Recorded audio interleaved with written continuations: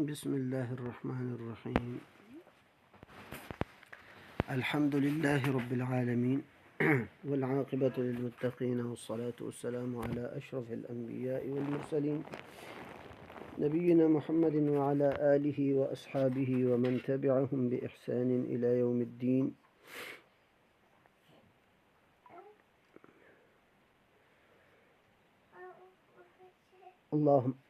اللهم انفعنا بما علمتنا وعلمنا ما ينفعنا وزدنا علما.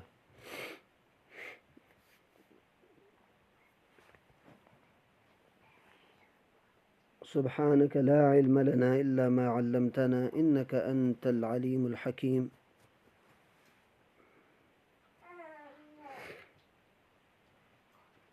اللهم ارزقني التفكر والتدبر بما يتلوه لساني من كتابك والفهم له والمعرفة بمعانيه والعمل بذلك ما بقيت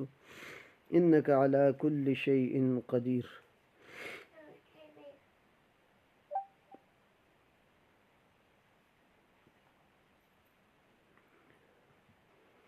رب اشرح لي صدري ويسر لي أمري واحلل عقدة من لساني يفقه قولي.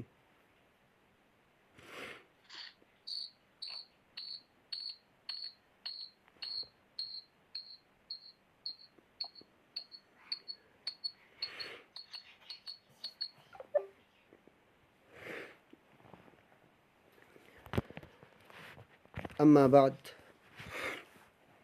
أعوذ بالله من الشيطان الرجيم. بسم الله الرحمن الرحيم. إذا السماء انفطرت وإذا الكواكب انتثرت وإذا البحار فجرت وإذا القبور بعثرت علمت نفس ما قدمت وأخرت يا أيها الإنسان ما غرك بربك الكريم الذي خلقك فسواك فعدلك في أي صورة ما شاء ركبك كلا بل تكذبون بالدين. سورۃ الانفطار قیامت کی ہولناکیوں کو بیان کرنے والی، اور اسی طرح انسان جو غفلت میں ڈوبا ہوا ہے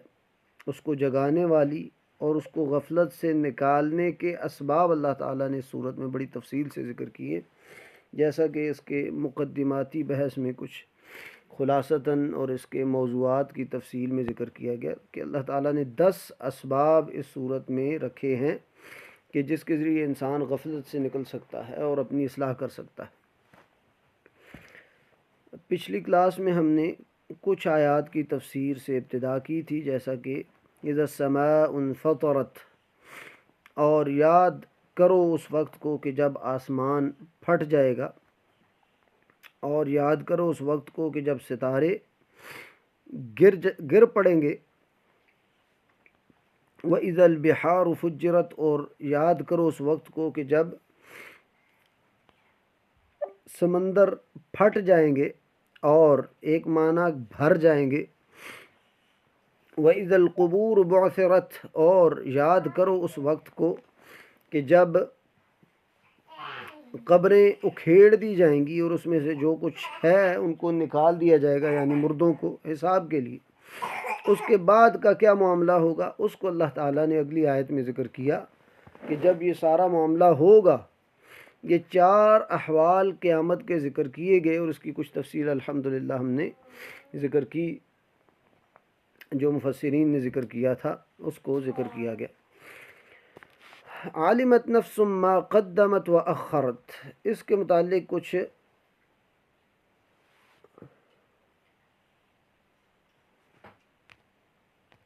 یعنی تو شروع میں اللہ تعالیٰ نے قیامت کے پہلے مرحلے کا ذکر کیا کہ جس میں اللہ تعالیٰ نے پہلے سور پھونکنے کے بعد، یعنی اللہ کے حکم سے جو سور پھونکا جائے گا، اسرافیل علیہ السلام پھونکیں گے، تو اس کے بعد زمین نے بالکل ختم ہو جانا ہے، آسمان کو بھی اللہ تعالیٰ ختم کر دیں گے اور بالکل نیا جہان بن جانا ہے، اور جو آخرت کا جہان ہے۔ تو پہلی 3 آیات میں قیامت کے پہلے مرحلہ کے متعلق ذکر کیا گیا، اور جو چوتھی آیت ہے وَإِذَا الْقُبُورُ بُعْثِرَتْ، تو مفسرین ذکر کرتے ہیں کہ اس کا تعلق دوسرے مرحلے سے ہے کہ جب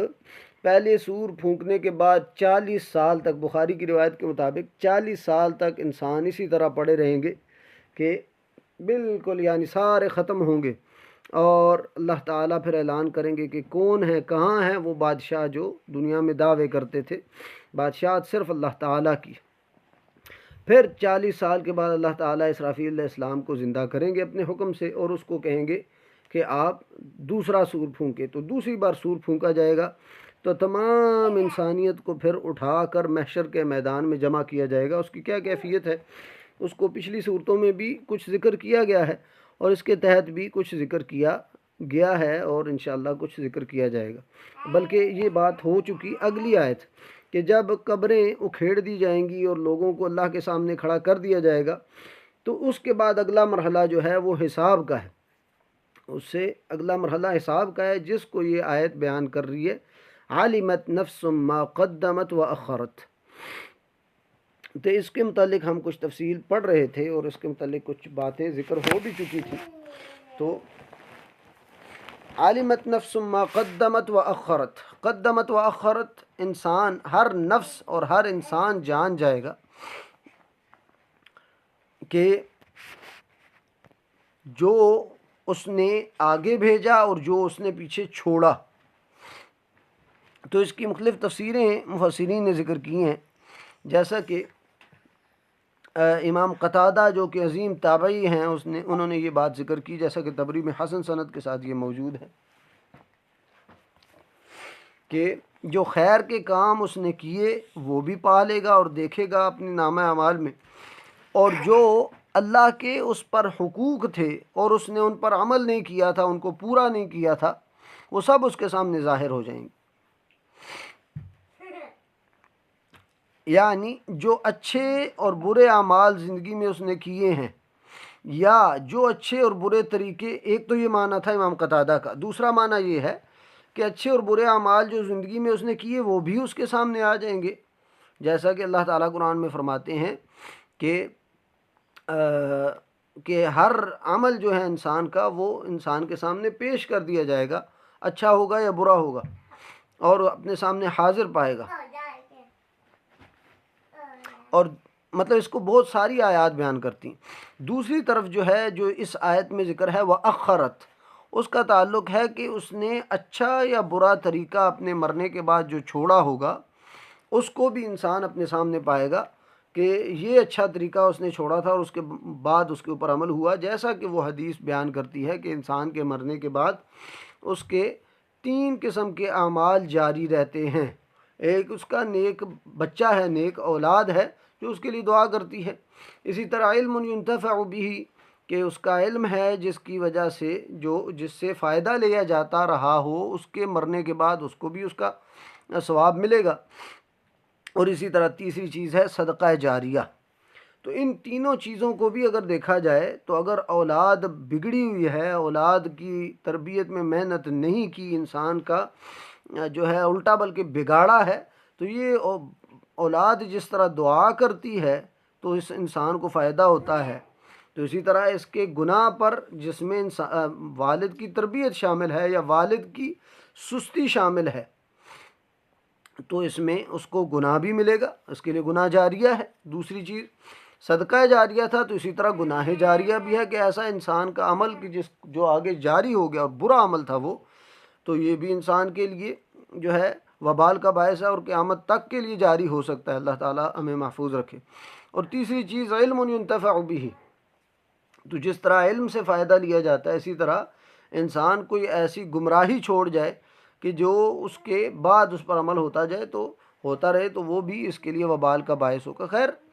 خلاصہ یہ کہ اچھے اور برے اعمال جو اس نے کیے وہ بھی وہ پا لے گا، مقدمت میں یہ چیز آتی ہے، اور اسی طرح جو اچھے اور برے طریقے اس نے مرنے کے بعد چھوڑے ہیں اس کے ثواب اور عذاب کا سلسلہ بھی اس کے مرنے کے بعد جو جاری رہا وہ اس کے سامنے آ جائے گا۔ اس بات کو امام طبری رحمہ اللہ اور دیگر مفسرین نے ذکر کیا ہے، اور اس کی طرف یہ آیت بھی اشارہ کرتی ہے، جیسا کہ اللہ تعالیٰ قرآن میں سورہ یاسین میں فرماتے ہیں اِنَّا نَحْنُ نُحْيِي الْمَوْتَى، بے شک ہم ہی مردوں کو قیامت والے دن زندہ کریں گے، وَنَكْتُبُ مَا قَدَّمُوا، اور اس میں یہ بھی معنی ہے کہ مردوں کو اللہ تعالیٰ زندہ کرتا ہے، یہ اللہ تعالیٰ کی طاقت ہے، اور قیامت والے دن بھی کریں گے۔ وَنَكْتُبُ مَا قَدَّمُوا وَآثَارَهُمْ، اور ہم وہ جو لوگ کر رہے ہیں ان کو بھی لکھتے ہیں، وَآثَارَهُمْ، اور جو پیچھے وہ چھوڑ کے آثار چھوڑ کے جاتے ہیں وہ بھی اللہ تعالیٰ فرماتے ہیں کہ ہم لکھتے ہیں۔ یہ آیت بھی اس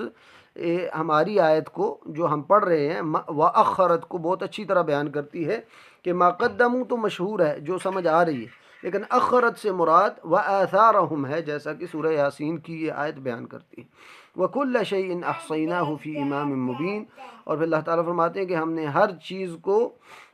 ایک واضح کتاب میں محفوظ کر رکھا ہے، اور امام مبین سے مراد یہاں لوح محفوظ ہے جس میں اللہ تعالیٰ نے لوگوں کی تقدیریں لکھی ہوئی ہیں، اور اسی طرح پھر اللہ تعالیٰ نے جو نامہ اعمال کے سلسلے جاری کیے ہیں وہ الگ ہیں۔ اور اسی طرح مفسرین، یہ دو چیزیں ہو گئی، ایک تو امام قتادہ نے جو بات کی کہ خیر کے کام کیے اور جو اللہ کے حقوق تھے اور اس نے نہیں ادا کیے، یہ دوسرا یہ کہ اچھے برے اعمال جو اس نے کیے یا اچھے اور برے اعمال جو اس نے اپنی زندگی کے بعد چھوڑے۔ تیسرا مفہوم یہ ہے کہ پہلی عمر میں جو اس نے کام کیے اور جو بعد کی عمر میں کیے، ساروں کو اللہ تعالیٰ ترتیب وار اس کے سامنے پیش کر دیں گے، اور ساری زندگی کے مرحلہ وار وہ اعمال کو اپنے سامنے پائے گا، جو پہلے کیے جو بعد میں کیے۔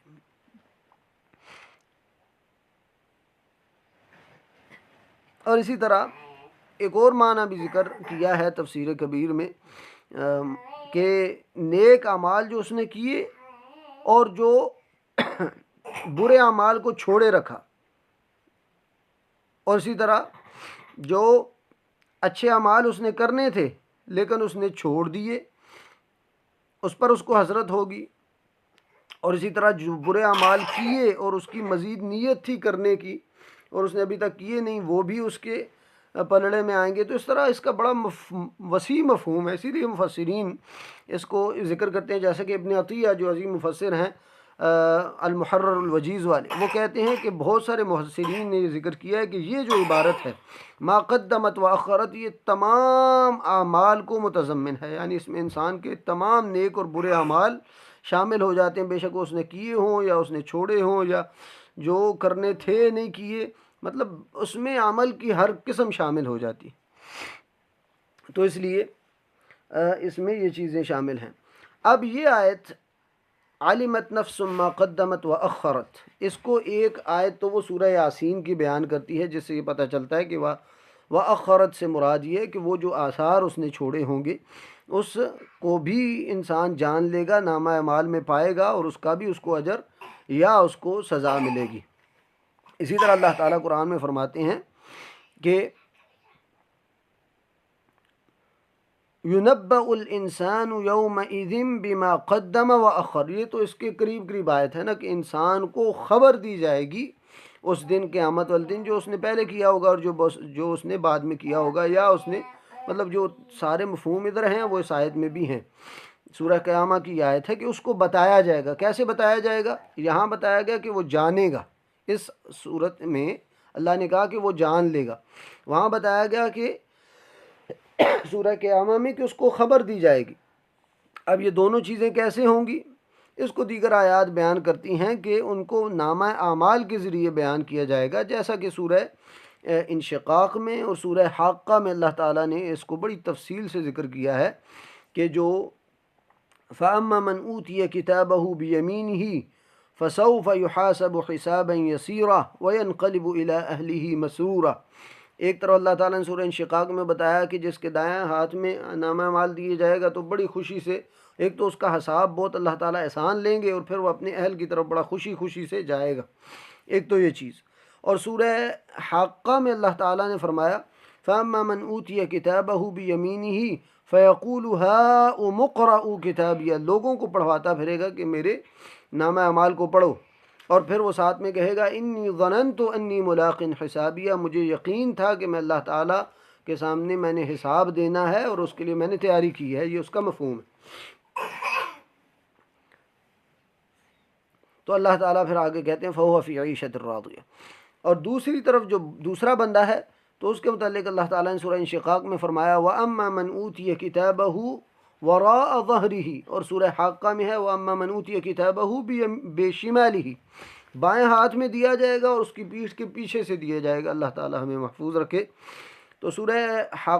حاقہ میں اللہ تعالی نے فرمایا کہ وہ اپنی حسرتیں کرے گا، اور سورہ انشقاق میں اللہ تعالی نے بتایا کہ فسوف یدعو ثبورا، موت کو پکارے گا، اور اس طرح کی دیگر بہت ساری آیات میں اللہ تعالیٰ نے یہ منظر ذکر کیا ہے۔ الغرض، خلاصہ یہ ہے کہ یہ اس صورت میں اللہ نے کہا کہ وہ جان لے گا، سورہ قیامہ میں اللہ تعالیٰ نے کہا کہ ان کو خبر دی جائے گی، اور اسی طرح سورہ بنی اسرائیل جس کو سورہ اسراء بھی کہتے ہیں، اس میں اللہ تعالیٰ نے فرمایا کہ اقرأ کتابک کفی بنفسک اليوم علیک حسیبا، کہ اللہ تعالیٰ نامہ اعمال دے کے کہیں گے اس کو پڑھو، آج تم اپنا حساب کرنے کے لیے تمہارا خود کا حساب ہی کافی ہے، یعنی تم خود ہی اپنا فیصلہ کر سکتے ہو، اتنا اللہ تعالیٰ اس کو واضح کر دیں گے۔ تو گویا کہ یہ سارا معاملہ جاننا، خبر دینا، پڑھنا، یہ سارا نامہ اعمال کی طرف اشارہ کر رہا ہے۔ تو گویا کہ نامہ اعمال دیے جائیں گے تو پھر وہ جانے گا۔ اور یہی نہیں کہ صرف یہ چیز، بلکہ اللہ تعالیٰ سورہ عادیات میں فرماتے ہیں وَحُصِّلَ مَا فِي الصُّدُورِ، انسان کے دل میں جو نیتیں شامل ہوتی تھی، جو ریاکاری شامل ہوتی تھی، جو اللہ کے لیے اخلاص ہوتا تھا، وہ بھی انسان جو ہے پا لے گا اور اس کو بھی دیکھ لے گا، اور وہ بھی اس کے علم میں آ جائے گا، جیسا کہ سورہ عادیات بتاتی ہے۔ اچھا، وہ دوسری جو چیز تھی وَأَخَّرَتْ، اس کو ایک آیت جس میں اللہ تعالیٰ بیان کرتے ہیں وَلَا يَحْمِلُنَّ أَثْقَالَهُمْ وَأَثْقَالًا مَعَ أَثْقَالِهِمْ، یہ نہیں ہے کہ انسان کا اپنا بوجھ ہوگا، بلکہ وہ جن لوگوں کو گمراہ کیا ہے، جن لوگوں کو جو ہے برے رستوں پر چلایا ہے، ان کے بوجھ کو بھی قیامت والے دن اٹھائے گا۔ یہ ایک الگ بات ہوگی۔ خیر، ہم یہ بات کر رہے تھے کہ جو انسان نے اعمال کیے ہیں اس کی خبر دی جائے گی، اس کے دل کے حالات بھی۔ ہاں،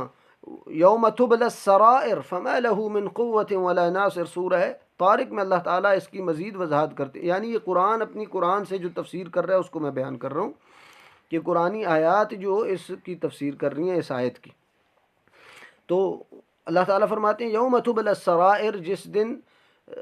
رازوں کو کھولا جائے گا، فما له من قوت ولا ناصر، اب انسان کے لیے نہ کوئی قوت ہوگی کہ بچ سکے، اور نہ ہی اللہ تعالیٰ سے، اللہ کے عذاب سے کوئی بچانے والا ہوگا، بلکہ قیامت والا دن اتنا سخت ہے کہ صرف انبیاء بول سکیں گے، کسی کی بولنے کی طاقت ہی نہیں ہوگی، اور وہ بولے گا جو بھی، وہ بھی اللہ کی مرضی سے بولے گا، اور اللہ تعالیٰ جس کے لیے راضی ہوں گے وہ اس کے لیے بولے گا وہ۔ تو یوم تبلی السرائر، تو وہ رازوں کو کھلنے والا دن ہے۔ اللہ تعالیٰ سب کو محفوظ رکھے، اللہ تعالیٰ ہمیں موت سے پہلے توبہ کرنے کی اور ہماری توبہ کو قبول فرمائے، توبہ کی توفیق بھی دے اور اس کو قبول فرمائے۔ اسی طرح سورہ یونس میں اللہ تعالیٰ بیان کرتے ہیں هُنَالِكَ تَبْلُو كُلُّ نَفْسٍ مَا أَسْلَفَتْ، کہ یہ جو قیامت کا دن ہے، قیامت والے دن مشرک، اللہ تعالیٰ نے اس سیاق میں یہ بیان کیا کہ مشرک جو ہیں ان کو لایا جائے گا، اور ان کے درمیان اللہ تعالیٰ پھر دوری پیدا کر دیں گے، اور پھر اس کے بعد فرمایا هُنَالِكَ تَبْلُو كُلُّ نَفْسٍ مَا أَسْلَفَتْ،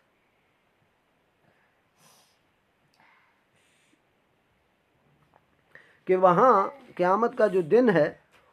اس میں ہر انسان سے جو اس نے اپنی زندگی میں اعمال کیے ہوں گے اس کا حساب لیا جائے گا، یہ اس کا صحیح معنی ہے۔ اور جیسا کہ میں نے اشارہ کیا تھا سورہ اسراء کی طرف، تو اللہ تعالیٰ فرماتے ہیں وَكُلَّ إِنسَانٍ أَلْزَمْنَاهُ طَائِرَهُ فِي عُنُقِهِ وَنُخْرِجُ لَهُ يَوْمَ الْقِيَامَةِ كِتَابًا يَلْقَاهُ مَنشُورًا، اللہ تعالیٰ فرماتے ہیں کہ ہر انسان کے ساتھ اس کے نامہ اعمال کو ہم نے ایسے جوڑا ہوا ہے جیسا کہ اس کے گردن کا ہار ہو۔ وَنُخْرِجُ لَهُ يَوْمَ الْقِيَامَةِ كِتَابًا يَلْقَاهُ مَنشُورًا، اور قیامت والے دن ہم اس کے لیے ایک کھلی ہوئی کتاب اس کے سامنے لائیں گے، اور کہا جائے گا اقرأ کتابک کفی بنفسک اليوم علیک حسیبا، اپنی اقرأ کتابک، اپنے نامہ اعمال کو پڑھو، کفی بنفسک اليوم علیک حسیبا، آپ خود کا ہی اپنے حساب کرنے کے لیے تم خود ہی کافی ہو، آج تم خود ہی اپنا فیصلہ کر سکتے ہو کہ تم کہاں جا رہے ہو اور تمہارا کیا انجام ہونا چاہیے۔ اسی طرح ایک اور آیت میں اللہ تعالیٰ فرماتے ہیں یوم تجد کل نفس ما عملت من خیر محضرا وما عملت من سوء، وہ قیامت والا دن اس میں ہر انسان جو اس نے خیر کا عمل کیا ہوگا یا برا عمل کیا ہوگا وہ اس کے سامنے حاضر کیا جائے گا۔ یہ آیت بھی بڑی عجیب ہے یہاں دیگر آیات میں اللہ تعالیٰ نے علم کے متعلق ذکر کیا دیگر، اور ادھر اللہ تعالیٰ کہہ رہے ہیں اپنے سامنے حاضر پائے گا، گویا کہ انسان کو واللہ اعلم، اللہ تعالیٰ بہتر جانتے ہیں، لیکن یہ پتہ چل رہا ہے کہ گویا کہ اللہ تعالیٰ اس سین کو اس کے سامنے پیش کریں گے، اور اللہ تعالیٰ محفوظ فرمائے کہ تمام انسانیت اور سب سے بڑھ کر اللہ تعالیٰ کی ذات ہوگی، اور اس کے سامنے اس کے رازوں کو کھولا جائے گا، الا یہ کہ جو مومن ہے اور اس پر اللہ تعالیٰ کی خاص کرم نوازی ہوگی تو اللہ تعالیٰ اس کو الگ سے لے جا کر، جیسا کہ صحیح حدیث میں ہے کہ اس کے گناہوں کو گنوائیں گے، اور وہ جو ہے مانے گا اور سمجھے گا کہ اب میں ہلاک ہونے والا ہوں، تو اللہ تعالیٰ اس کو معاف کریں گے۔ لیکن یہ اللہ تعالیٰ جس کے لیے چاہیں گے کریں گے، وہ مومنوں میں سے بھی، یہ ہر ایک کے لیے نہیں ہے، اس لیے انسان اس بات کے بھی دھوکے میں نہ آئے۔ یہ اگر معاملہ ہو گیا کہ اللہ تعالیٰ سب کے سامنے اس کے رازوں کو کھولنا شروع کر دیں اور اس سے یہ پوچھنا شروع کر دیں کہ کیوں کیا ہے یہ، تو پھر انسان بچ نہیں سکتا، جیسا کہ بخاری کی حدیث ہے کہ من نوقش الحساب عذب، جس سے مناقشہ شروع کر دیا گیا اور اس سے پوچھ گوچھ اور ہر چیز کا جو ہے سبب پوچھا جانا شروع کر دیا گیا، تو اب انسان پھر بچ نہیں سکتا۔ اور جو حساب یسیر ہے اس کے متعلق عائشہ نے جب سوال کیا تھا تو نبی علیہ السلام نے فرمایا تھا، بخاری میں موجود ہے، کہ یہ ہے کہ بندے کا اللہ کے سامنے پیش ہونا ہے، اور پھر اللہ تعالیٰ اس کو اگر معاف کر دے اور چھوڑ دے تو یہ ہے آسان حساب۔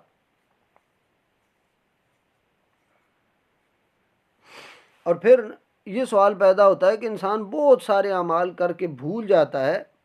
تو اللہ تعالیٰ نے اس کے متعلق فرمایا سورہ مجادلہ میں، یوم یبعثہم اللہ جمیعا، قیامت والا دن ایسا ہے کہ اللہ تعالیٰ سب کو اٹھائیں گے، فینبئہم بما عملوا، اور جو اعمال اس نے کیے ہوں گے سارے کے سارے اللہ تعالیٰ اس کے سامنے رکھ دیں گے اور اس کو اس کی خبر دیں گے، ینبئہم بما عملوا، جو انہوں نے اعمال کیے ہوں گے اللہ تعالیٰ ان کو بتا دیں گے، اس کی خبر دیں گے۔ پھر اللہ تعالیٰ فرماتے ہیں احصاہ اللہ ونسوہ، اللہ تعالیٰ نے اس کے تمام اعمال کو محفوظ کیا ہوا ہوگا، باقاعدہ نامہ اعمال میں درج ہوگا، یہ بندہ خود بھول چکا ہوگا، اسی لیے گناہ کر کے اس کی لذت بہت تھوڑے وقت کے لیے ہوتی ہے اور انسان خود بھی بھول جاتا ہے تاکہ، اور بعض دفعہ اس کی سزا بھی دنیا میں کاٹنی پڑتی ہے بندے کو، لیکن وہ لذت بڑی حقیر وقت کے لیے بہت تھوڑی سی ہوتی ہے، اور پھر اس کا مواخذہ اس کو بہت لمبا کاٹنا پڑتا ہے۔ اس لیے گناہ سے بچے انسان، جو ہے شیطان کے دھوکے سے بچے، تو یہ اللہ تعالیٰ نے وہ سارا محفوظ کر رکھا ہوگا۔ اور پھر ایک جگہ اللہ تعالیٰ فرماتے ہیں وَمَا كَانَ رَبُّكَ نَسِيًّا، آپ کا رب بھولنے والا نہیں ہے۔ یہ آیت بہت زیادہ ڈرانے والی بھی ہے اور بہت زیادہ خوشخبری دینے والی بھی ہے، جیسا کہ سورہ مریم میں اللہ تعالیٰ نے فرمایا وَمَا كَانَ رَبُّكَ نَسِيًّا، انسان جو اعمال کر رہا ہے اور جس طرح کی زندگی گزار رہا ہے، جس طرح کے اس کے یعنی روزمرہ کے معاملات ہیں، یعنی جس طرح کی اس کی زندگی چل رہی ہے، ایک ایک لمحہ اللہ تعالیٰ جانتے ہیں، اللہ تعالیٰ بھولیں گے نہیں۔ اور دوسری طرف یہ ہے کہ ایک ظالم اگر ظلم کر رہا ہے، ایک مجرم جرم کر رہا ہے، اللہ تعالیٰ اس کو بھی قیامت والے دن اس کے سامنے پیش کریں گے، بھولیں گے نہیں معاذ اللہ۔ اور دوسری طرف ایک بندہ نیک اعمال میں لگا ہوا ہے، اس کی محنتیں ہیں اور پھر بھی اس کو کوئی پھل نہیں مل رہا، اس کو غربت ہے، اس کے لیے مسائل ہیں، مشکلات کا سامنا کرنا پڑ رہا ہے، تو یہ اللہ تعالیٰ کی بہت بڑی خوشخبری ہے کہ لگے رہو، اللہ تعالیٰ کسی چیز کو نہیں بھولیں گے، ہر چیز کا اللہ تعالیٰ نے اجر دینا ہے۔ تو علمت نفس ما قدمت واخرت، وہ آیت بھی بیان کرتی ہے وما كان ربك نسيا، اللہ تعالیٰ بھولنے والے نہیں ہیں، ایک ایک چیز کا اللہ تعالیٰ نے بندے کو جو ہے اجر بھی دینا ہے، اور جو سزا کے لائق چیز ہے اس کا جو ہے اس کی سزا بھی دینی ہے۔ وَوَجَدُوا مَا عَمِلُوا حَاضِرًا، ایک آیت میں اللہ تعالیٰ نے یہ بھی بتایا جو کہ پچھلی آیت کے موافق ہے۔ ایک جگہ اللہ نے فرمایا محضرہ، یوم تجد کل نفس ما عملت من خیر محضرہ، اور دوسری جگہ فرمایا سورہ کہف میں وَوَجَدُوا مَا عَمِلُوا حَاضِرًا، جو انہوں نے اعمال کیے ہوں گے وہ حاضر پائیں گے۔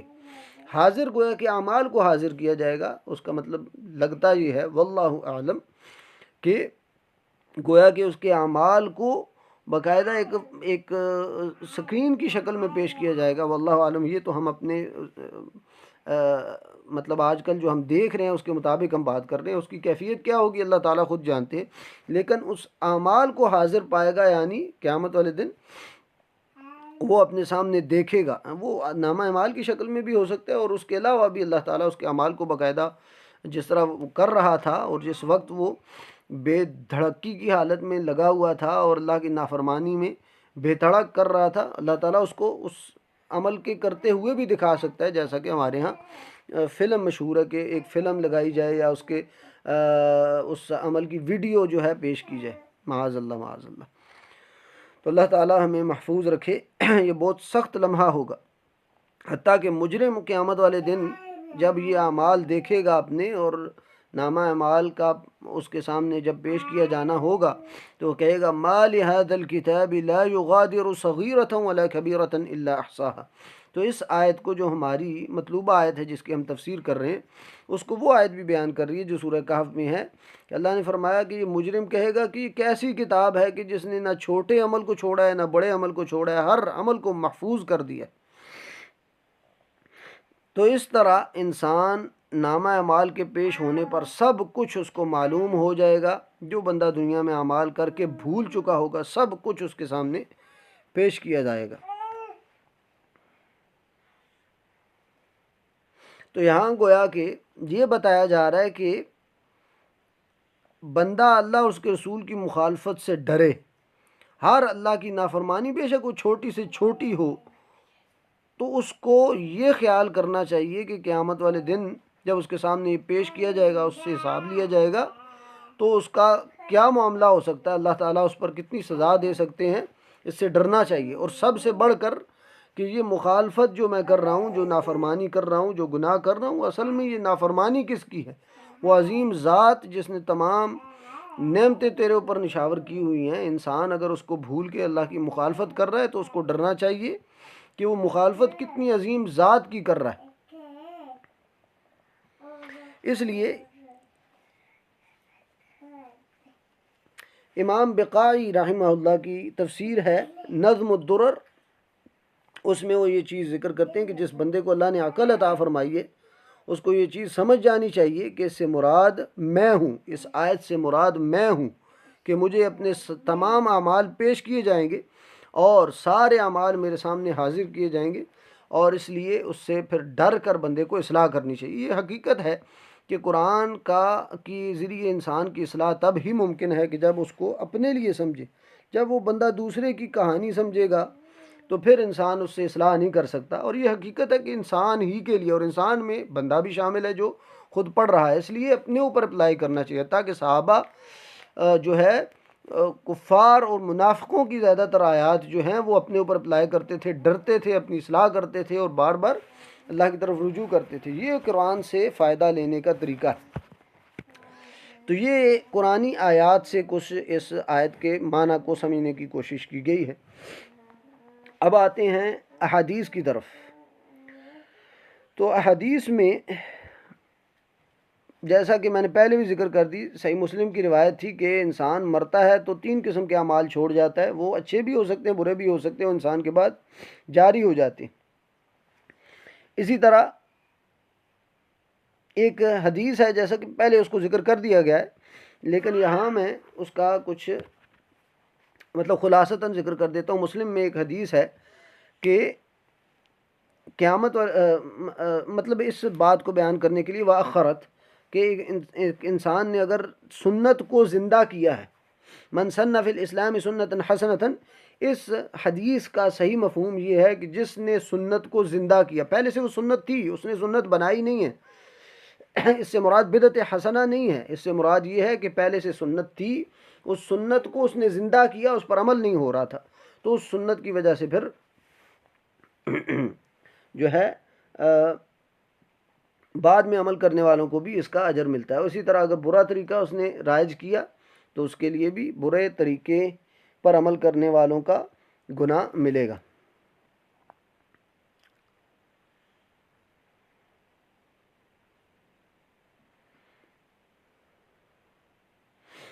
ابن عاشور رحمہ اللہ کی بہت ہی عظیم تفسیر ہے جو کہ بلاغی نکات کو بیان کرتی ہے۔ تو علمت نفس ما قدمت واخرت، تو اس کے متعلق یہ ذکر کرتے ہیں کہ عالمت، اللہ تعالیٰ نے یہ لفظ استعمال کیا ہے، یہ بلاغی ایک نقطہ ہے جس کو سمجھنے کی ضرورت ہے۔ کہ عالمت کا لفظ اللہ تعالیٰ نے استعمال کیا ہے، تو یہاں علم سے مراد حساب ہے کہ اس سے تمام اعمال کا حساب لیا جائے گا، تو پھر وہ جان لے گا، اس کو نامہ اعمال پیش کیے جائیں گے، ان سے حساب لیا جائے گا اور ایک ایک چیز کا پوچھا جائے گا، تو پھر جو ہے انسان جان لے گا کہ یہ بندے نے اعمال کیے تھے، حالانکہ دنیا میں وہ بھول چکا ہوگا۔ اور وہ فرماتے ہیں کہ اس آیت میں مشرکوں سے ان کے تمام اعمال کے حساب کی وعید ہے، کیونکہ وہی صورت میں مقصود ہیں، جیسا کہ اللہ تعالیٰ نے بعد میں فرمایا بل تکذبون بالدین، کہ تم قیامت کے دن کو جھٹلاتے ہو۔ تو گویا کہ یہاں مشرک مراد ہیں، اور جو مومن گناہ گار ہیں ان کا بھی بالطبع یہ چیز شامل ہے، لیکن اصل میں ان کو کہا جا رہا ہے، ان سے حساب لیا جائے گا اور ان کو بھی اللہ تعالیٰ نے پوچھنا ہے، لیکن اصل جو ہے مشرکوں سے خطاب ہے۔ خیر اس میں یہ تفصیل بھی آگے آئے گی انشاءاللہ، کہ گویا کہ ایک بندہ جو آخرت کی تیاری نہیں کر رہا، وہ بھی اپنے آپ کو گویا کہ وہ آخرت کا منکر ہے، اور آخرت کی تیاری جب نہیں کر رہا تو گویا کہ اس کو بھی یہاں شامل کیا گیا ہے۔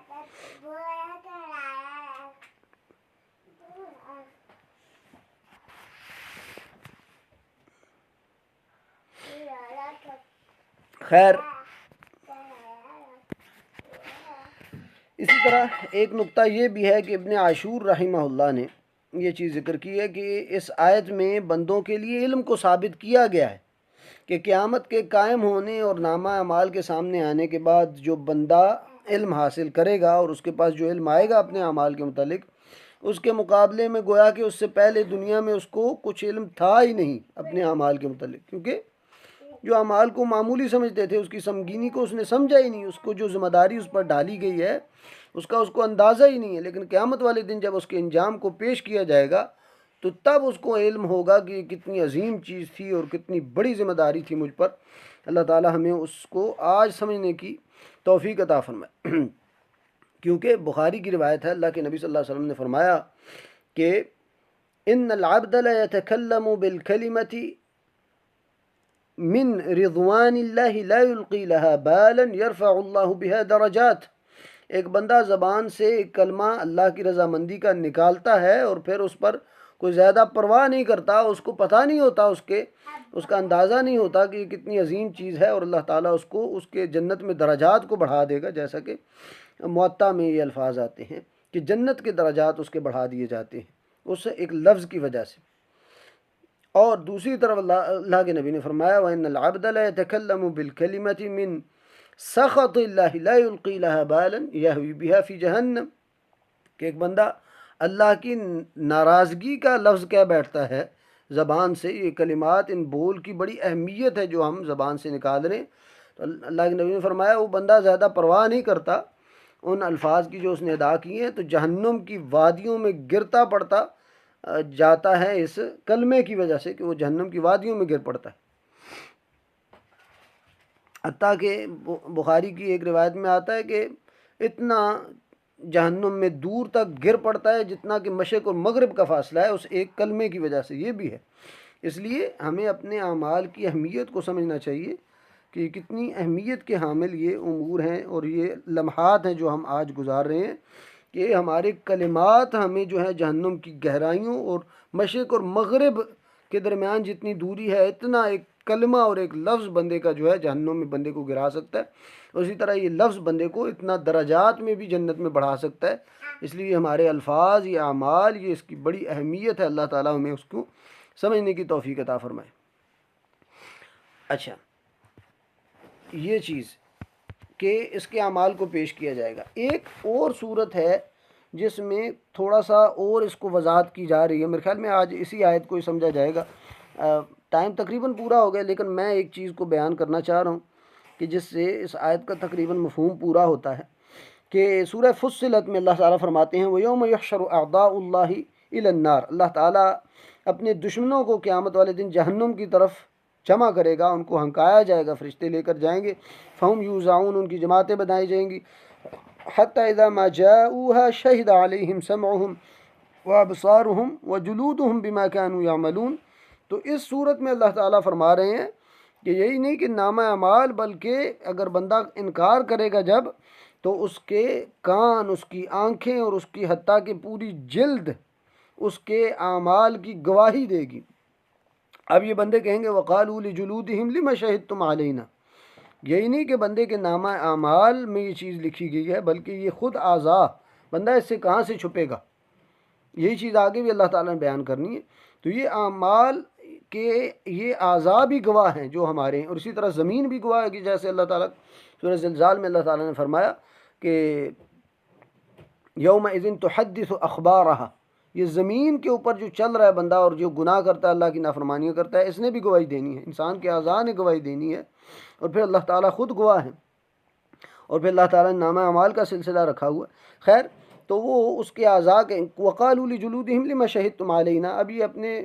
چمڑوں سے، اپنے جلد سے کہہ رہے ہوں گے کہ آپ ہمارے خلاف کیوں گواہی دے رہے ہیں، حالانکہ ہم نے تیرے لیے، تیری شہوات کے لیے، تیرے آرام کے لیے ہم نے جو ہے یہ اللہ کی نافرمانیاں کی ہیں۔ تو وہ کہیں گے قالوا انطقنا اللہ الذی انطق کل شیء وهو خلقکم اول مرۃ والیہ ترجعون، کہ اللہ تعالیٰ نے ہمیں یہ گویائی کی اور بولنے کی طاقت عطا فرمائی ہے، اور اسی نے سب کو بلوایا ہے، اور اسی نے تمہیں پیدا کیا تھا، اسی کی طرف تمہیں لوٹنا تھا۔ وما کنتم تستترون ان یشهد علیکم سمعکم ولا ابصارکم ولا جلودکم، اور تم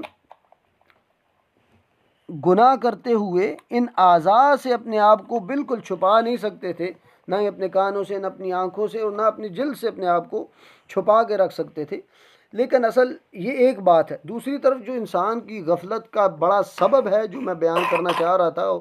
وہ مقصد یہ تھا، اللہ تعالیٰ فرماتے ہیں وَلَكِنْ ظَنَنْتُمْ أَنَّ اللَّهَ لَا يَعْلَمُ كَثِيرًا مِّمَّا تَعْمَلُونَ، لیکن تمہارا گمان یہ تھا اور تمہارا نظریہ یہ تھا کہ اللہ تعالیٰ بہت سارے ہمارے اعمال کو جانتا ہی نہیں ہے۔ اللہ اکبر، یہ انسان کی گمراہی کی بڑی جڑ ہے کہ جو انسان سے یہ چیز ہٹ جاتی ہے کہ اللہ تعالیٰ دیکھ رہا ہے، اللہ تعالیٰ جانتے ہیں، تو پھر انسان گمراہی میں پڑتا ہے، انسان گناہوں میں پڑتا ہے، اللہ کی نافرمانی میں آ جاتا ہے۔ اسی لیے اللہ نے فرمایا آگے وَذَلِكُمْ ظَنُّكُمُ الَّذِي ظَنَنْتُمْ بِرَبِّكُمْ أَرْدَاكُمْ، اور یہ جو گمان تم نے اللہ تعالیٰ کے ساتھ لگا رکھا تھا اور اپنے رب کے ساتھ، جو ہر وقت دیکھ رہا ہے، تمہارے اوپر قادر ہے، لیکن تم سمجھتے ہو کہ اللہ تعالیٰ جانتے ہی نہیں ہے، اس گمان نے تمہیں تباہ کر کے رکھ دیا ہے۔ فَأَصْبَحْتُم مِّنَ الْخَاسِرِينَ، اور تم نقصان اٹھانے والوں میں سے ہوگے اور جہنمی بن گئے ہو۔ سورہ علق میں اللہ تعالیٰ فرماتے ہیں الم یعلم بأن اللہ یرا، یہ بندہ جانتا نہیں کہ اللہ تعالیٰ اس کو دیکھ رہے ہیں، اور یعلم خائنۃ الاعین وما تخفی الصدور، اور اللہ تعالیٰ یہ خائن آنکھ کو بھی دیکھتے ہیں، اور اس کے پیچھے جو دل میں چھپے ہوئے خیالات اور جذبات اور وہ پیچھے جو قباحتیں ہیں، اللہ تعالیٰ اس کو بھی جانتے ہیں۔ ایحسب ان لم یرہ احد، اور اسی طرح اللہ تعالیٰ نے ایک اور جگہ بھی فرمایا کہ کیا یہ بندہ گمان کرتا ہے کہ اس کو کوئی دیکھ نہیں رہا، اللہ تعالیٰ اس کو دیکھ رہے ہیں، اور اللہ تعالیٰ نے پہرے دار رکھے ہوئے ہیں، اس کے نامہ اعمال کو لکھا جا رہا ہے، اور پھر اس پر اللہ تعالیٰ نے گواہ مقرر کیے ہوئے ہیں۔ یہی نہیں کہ اللہ تعالیٰ دیکھ رہے ہیں، بلکہ اللہ تعالیٰ نے گواہ مقرر کیے ہوئے جو قیامت والے دن جو ہے اس پر پیش کیے جائیں گے۔ اور سورہ قاف میں اللہ تعالیٰ نے فرمایا کہ پھر قیامت والے دن اس کے پردے ہٹا دیے جائیں گے، سب کچھ دیکھ لے گا۔ خیر، تفسیر سعدی میں تفسیر سعدی میں وہ اس آیت کے مفہوم میں ایک چیز کو ذرا وضاحت میں مزید بیان کرتے ہیں جو کہ اس کے مفہوم کو مکمل کر رہی ہے، کہ اللہ تعالیٰ نے مردوں کو قبروں سے نکال کر ان کے اعمال کی جزا و سزا کے لیے اللہ کے سامنے جب کھڑا کیا، جمع ہو گئے، تو اس وقت سب پردے ہٹا دیے جائیں گے، سب چھپا ہوا ظاہر ہو جائے گا، اور ہر انسان جان لے گا کہ اس نے کیا نفع کمایا ہے اور کیا نقصان کیا ہے، نیک اعمال کر کے کیا نفع کمایا ہے اور کن نیک اعمال میں کمی کی ہے، ذکر و اذکار میں کمی کی ہے، اللہ تعالیٰ کی عبادت میں غفلت کے ساتھ عبادت کی ہے، اور اسی طرح گناہوں میں کس طرح ڈوبا رہا ہے، گناہوں میں کس طرح توبہ کے بغیر جو ہے گناہ کرتا رہا ہے، اور جو ہے اسی طرح کفر و شرک بدعات اور ان کا پرواہ نہیں کی، علم حاصل نہیں کیا کہ توحید اختیار کرے، اور شرک کا علم نہیں حاصل کیا کہ اس سے بچ سکے۔ تو یہ ساری چیزیں انسان قیامت والے دن دیکھ لے گا کہ اس کا نفع کیا تھا اور کیا اس نے کمایا، اور نقصان کہاں کیا ہے، نیکی میں کہاں کمی کی ہے اور گناہ کہاں اس نے کیا ہے، اور پھر اس پر اس کی حسرتیں۔ اسی طرح قیامت والے دن کو اللہ تعالیٰ نے وَأَنذِرْهُمْ يَوْمَ الْحَسْرَةِ کہا ہے، قیامت والے دن یہ حسرتوں کا دن ہے، اور پھر ظالموں کو اپنے اعمال کے سبب ابدی بدبختی اور ہمیشہ کے عذاب کا یقین ہو جائے گا قیامت والے دن، اور وہ حسرت اور ندامت اور پشیمانی سے اپنے ہاتھوں کو کاٹ رہے ہوں گے، وَيَوْمَ يَعَضُّ الظَّالِمُ عَلَى يَدَيْهِ سورۃ الفرقان میں اللہ تعالیٰ نے فرمایا، اور پھر جو متقین ہیں وہ اللہ تعالیٰ کی عظیم نعمتوں میں ہوں گے، حتیٰ کہ میں بیان کرتا ہوں اکثر سورہ مومنون کے اندر اللہ تعالیٰ نے بیان کیا کہ قیامت کا دن ہوگا، لیکن جو نیک اعمال میں ہیں، اور پھر اللہ تعالیٰ نے فرمایا ایک جگہ لِسَعْيِهَا رَاضِيَةٌ، سورہ غاشیہ میں اللہ نے فرمایا لِسَعْيِهَا رَاضِيَةٌ۔ یہ اگر کیفیت اگر ہے واقعی تو ہم پھر یہ اس کی امید رکھ سکتے ہیں کہ بندہ اپنی محنتیں جو لگائی ہوئی ہیں اس نے اس پر یقین ہو کہ واقعی یہ جنت کی محنتیں ہیں اور یہ جنت تک لے جائیں گی، تو ایسی محنتیں ہونی چاہیے، اور ایسی محنتیں اللہ تعالیٰ کو مطلوب ہیں، اور پھر جو ہے اللہ تعالیٰ آسانی فرما دے گا، اور پھر قیامت والے دن بھی مومنوں کے لیے آسانی ہے۔ لیکن اگر ہمارے اعمال ایسے نہیں ہیں تو آج اللہ تعالیٰ نے ہمیں موقع دیا ہوا ہے، اللہ تعالیٰ ہماری اصلاح فرما دے، مرنے سے پہلے فرما دے، اور اللہ تعالیٰ ہمیں توفیق عطا فرمائے، اور پھر اعمال کے ساتھ اخلاص عطا فرمائے۔ سبحانک اللہم و بحمدک اشہد ان لا الہ الا انت استغفرک و اتوب